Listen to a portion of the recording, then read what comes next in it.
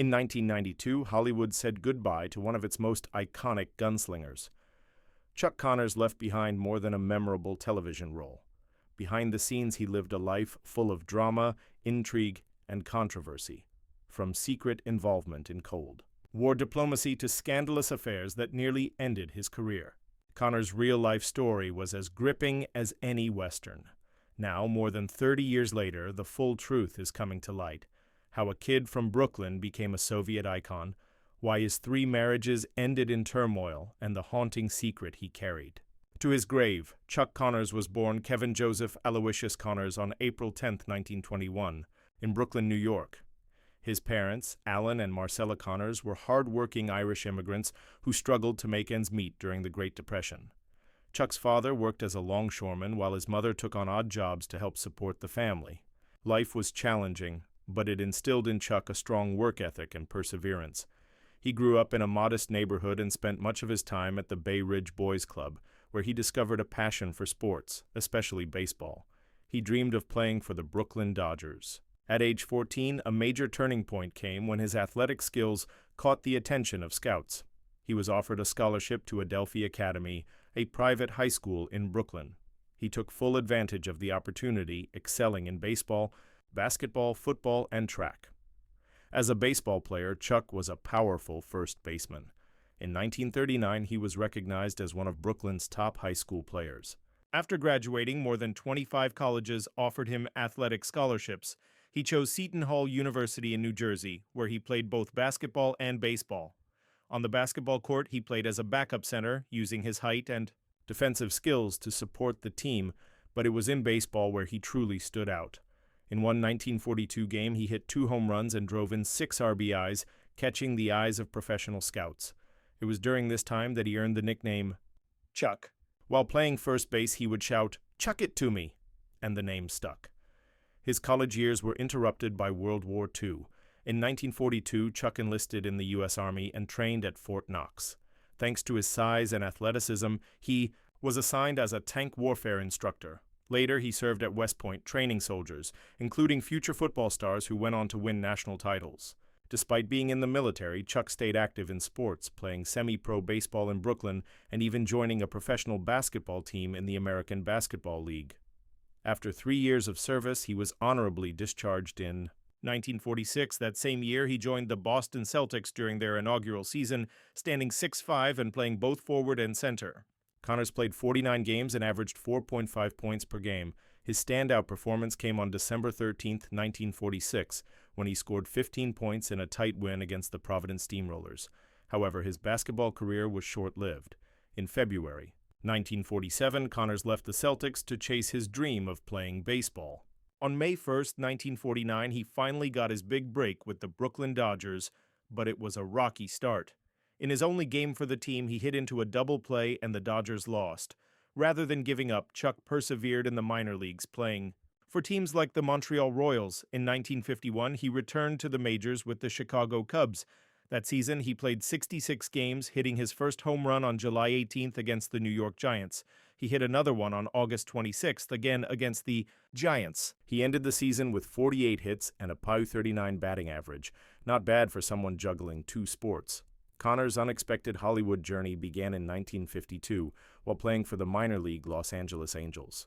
During a game against the Sacramento Solons, he hit an enormous home run. Among the spectators was Billy Gordon, a casting director from MGM, who was impressed by Chuck's tall, rugged build and presence. After the game, Gordon approached him in the locker room and handed him a business card saying, "You should consider acting." Initially, Connors didn't take the offer seriously. His heart was still in baseball. But after suffering a minor injury a few weeks later, curiosity got the better of him. He visited MGM for a screen test and within days signed his first film contract. His first role was a minor part in the romantic comedy Pat and Mike, starring Spencer Tracy and Katharine Hepburn. Chuck played a police captain. Though the role was small, it was a major step for a newcomer. On his first day of filming, he was nervous but excited. His scene didn't take place until late in the evening, but when the cameras rolled, he nailed it in just 2 takes. Spencer Tracy even pulled him aside afterward and said, "You've got something. Stick with it." That encouragement gave Chuck the confidence to fully commit to acting. Between 1952 and 1958, Connors appeared in over 20 films. One standout performance was in Disney's Old Yeller, 1957, where he played Bern Sanderson. He also had roles in Trouble Along the Way with John Wayne and The Big Country, alongside Gregory Peck and Charlton Heston. He began making frequent appearances on television as well, starring in 18 different shows during this period. His work ethic and versatility set him apart in both mediums. All this experience prepared him for the role that would define his career, Lucas McCain in The Rifleman. In 1957, the producers of The Rifleman saw Chuck's emotional performance as a father in Old Yeller and knew he was the right fit. Initially, Chuck declined the role because the salary was lower than what he earned from other acting jobs, but the producers sweetened the deal, offering him a pay raise and 5% ownership of the show. He accepted. To prepare, Connors trained in horseback riding and firearm handling. He worked with weapons expert Rod Redwing to learn how to spin and shoot his rifle with style. He practiced until his hands were blistered. When the show premiered, on September 30th, 1958, it became an instant hit, drawing in over 14 million viewers. Lucas McCain was portrayed as both tough and tender, especially in scenes with his son Mark, played by Johnny Crawford. The heartwarming father-son relationship resonated deeply with audiences. The modified Winchester 1892 rifle used on the show became a star in its own right, with a custom oversized lever for spinning tricks and a unique screw that allowed rapid firing. The rifle became iconic, featured in every episode's opening sequence. Winchester even released a special edition.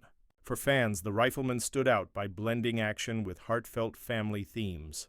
Lucas McCain was a widowed father raising his son alone, an unusual portrayal on 1950s television. The show tackled emotional issues like McCain wrestling with his anger or teaching Mark about morality.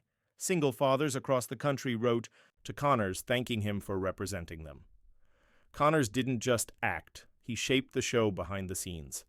By the second season, he was actively participating in writers' meetings, pitching ideas and tweaking dialogue to sound authentic. He wanted Lucas McCain to be flawed and real, not just a flawless hero. He even co-wrote the two-part series finale and brought in guest stars like his former baseball teammate Duke Snider and rising talents like Dennis Hopper.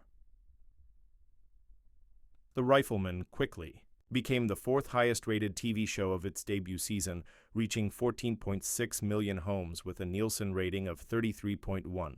It spawned lunchboxes, toy rifles, comic books, and raked in $2 million in merchandise within 3 months. The series ran for 5 seasons and 168 episodes, earning 3 Emmy nominations and becoming a long-standing classic. Even decades later, reruns still attracted loyal fans. But fame came with a price. After the show ended in 1963, Chuck struggled to escape the shadow of Lucas McCain. He turned down 8 Western pilots over 2 years, hoping to branch out, but the industry saw him as a cowboy.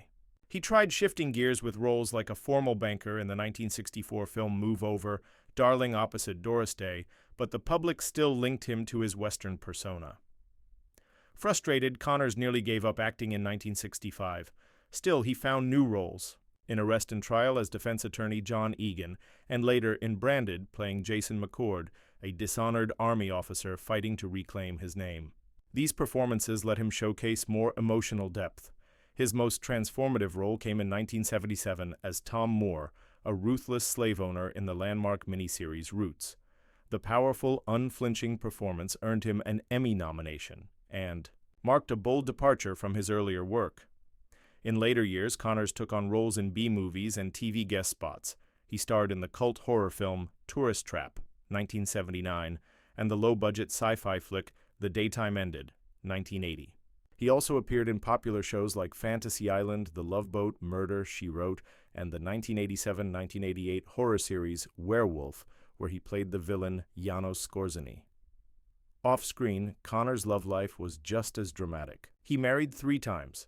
His first wife, Elizabeth Betty Riddell, was a Montreal model. They married in 1948 and had 4 sons, Michael, Jeffrey, Stephen, and Kevin. However, the pressures of fame and rumors of infidelity strained their marriage, which ended in 1962 after Betty discovered an affair. His second marriage in 1963 was to actress Kamala Devi, whom he met on the set of Geronimo. Their interracial marriage stood out in conservative Hollywood. Although they appeared in several projects together, creative and personal differences caused tension, leading to their divorce in 1972.